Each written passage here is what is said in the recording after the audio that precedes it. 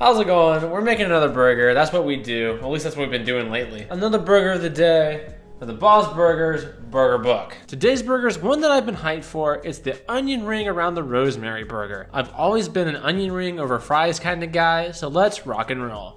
Just like Linda's sister Gail, today's burger is gonna get absolutely weird and wacky, and I'm really excited for it. It's gonna be a rosemary infused onion ring burger with little chunks of apple stuffed inside the actual patty. I don't know about you, but I've never actually put fruit inside of a patty before. Still good though, it's made with love. I've had some spicy jam burgers before, but I've never actually put fruit inside. So we'll see. The burger book never really lets us down, so I doubt it's gonna do that today, but let's get started and then we'll see how it turns out.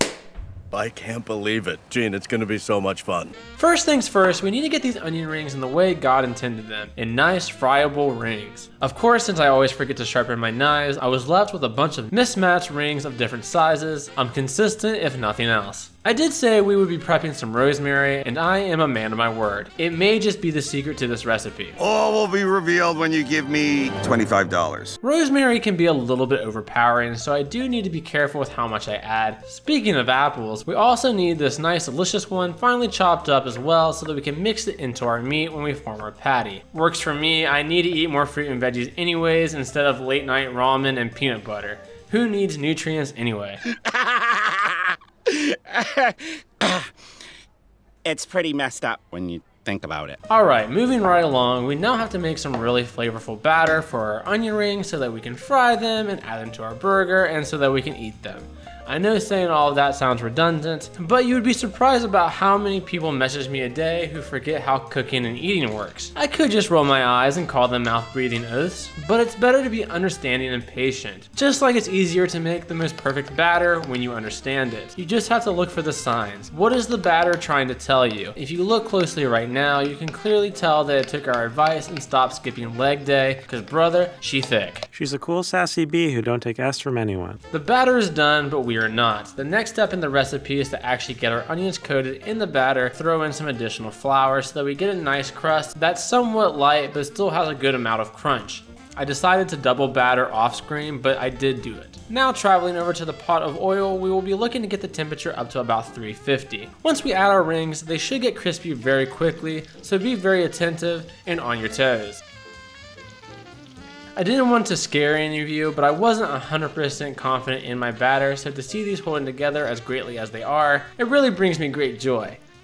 I honestly think these might end up being perfect. I like it. Oh, I haven't even told you about the best part, the climax of the whole thing. It's hard to describe. I mean, I don't want to oversell it, but it changes you forever. I assume Bob is talking about prepping and cooking up the actual patty, but he's getting a little bit ahead of himself. I love the guy, but we still have to tend to the remaining rings. Oh yeah, that's what I'm talking about. Alright, I guess we can now move on. Here in my hands, I possess an 80-20 ground beef blend. If I was in the show The Avatar, they would definitely invent a new category just for me called meat bending, which now that I say out loud sounds very unfortunate.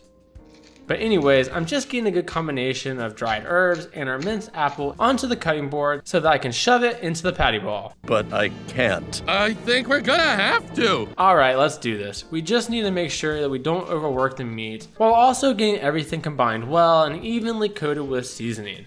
And just like that, we have a delicious seasoned patty waiting for us to vibe out and cook. Let this music take you, and I will see you on the other side. There is no place I'd rather be than right here next to you. And I truly love to talk about your lovers, old and new. You never spare me details as you confide in me. I smile and give advice, but cannot tell you how I feel. The burger is done, so let's build. Starting with the bottom bun, followed by a layer of mayo, then comes a handful of lettuce. Top all of that with our cheesy apple patty, another layer of mayo, followed by a layer of onion rings, and then complete with the top bun. This burger looks incredible, and I have a feeling it's going to blow our minds.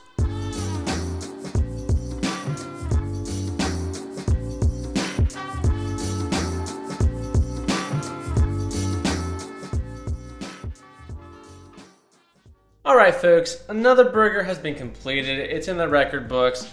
This one took a little bit longer than the past couple, but that's to be expected when I have to fry some stuff. Sure.